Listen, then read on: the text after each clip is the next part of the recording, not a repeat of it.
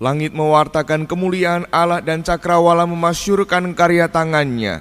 Hari yang satu mengisahkan pada hari yang lain, dan malam yang satu menyampaikannya pada malam berikutnya. Saudari-saudaraku yang terkasih, selamat pagi dan berkah dalam. Beberapa waktu yang lalu ketika kami memperingati 5 tahun meninggalnya bapak saya, kami itu mengenang bapak, sosok bapak. Dan salah satu cerita yang kami kenang adalah sosok bapak yang bagi kami itu dulu waktu kami masih berjumpa, waktu bapak masih hidup, itu kami itu seringkali merasa kami kok memiliki sosok bapak yang lemah gitu kan. Bapak yang lemah, kenapa kok sosok bapak yang lemah? Karena kalau misalnya ada konflik dengan orang lain gitu kan, ada konflik dengan orang lain, bapak saya itu selalu ngalah gitu loh. Ngalah, kecenderungannya ngalah.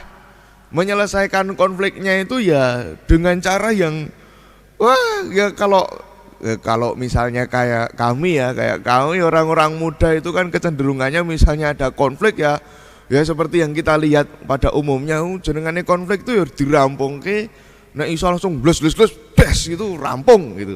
Bapak saya enggak gitu. Cenderung ngalah sekali. Entah itu kalau ada sesuatu di dalam keluarga, ada konflik di dalam keluarga, ngalah bapak saya. Atau misalnya sekurang-kurangnya saya sendiri yang merasakan itu kan. Suatu ketika saya dan bapak saya itu berdebat hebat sekali.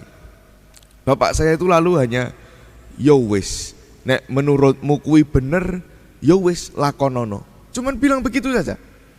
Tetapi ketika bapak bilang seperti itu, malah bagi saya itu seperti sesuatu yang menohok itu. Begitu juga kalau kami itu melihat bapak ada sesuatu konflik dengan orang lain atau misalnya ada masalah di luar keluarga itu, kalau ada konflik itu kok ngalah itu, kok punya bapak kok lemah gitu kan. Tetapi baru pada akhirnya kakak saya itu kemarin bercerita, pada akhir hidupnya bapak itu baru bercerita demikian. Kenapa selama ini bapak itu cenderung menjadi orang yang ngalah gitu kan. Karena ada sesuatu yang ingin diajarkan kepada anak-anaknya, bahwa setiap permasalahan itu mesti dihadapi dengan kepala dingin. Setiap permasalahan mesti dihadapi dengan tenang, maka jalan keluarnya itu pasti akan terlihat dengan jelas. Selain itu, sebagai orang-orang Kristiani juga mesti menampakkan keutamaan Kristiani yang sejati. Segala sesuatu dihadapi dalam Tuhan dengan ketenangan. Ini cerita kakak saya, karena tidak secara langsung mengungkapkan pada saya, tetapi kakak saya yang diomongi oleh bapak. Baru kami itu sekarang paham kenapa bapak selama ini seperti itu. Persis bacaan hari ini seringkali juga mengingatkan kita bahwa seringkali kita salah menilai orang. Kita hanya menilai orang dari luaran. Seperti kami juga menilai bapak waktu itu dari luaran. Sosok bapak yang lemah, sosok bapak yang seakan-akan kok ora jagoan gitu loh. Kalau orang laki-laki ya, nek cah lanang itu ora jagoan gitu. Sosok bapak yang lemah. Kita juga menilai orang lain seringkali hanya dari permukaan. Orang ini kok seperti itu, orang itu kok seperti ini. Apalagi nanti kalau sudah dibumbui dengan kata orang gitu kan. Itu kata orang seperti ini, kata orang seperti ini. Kita mudah menilai dari luaran.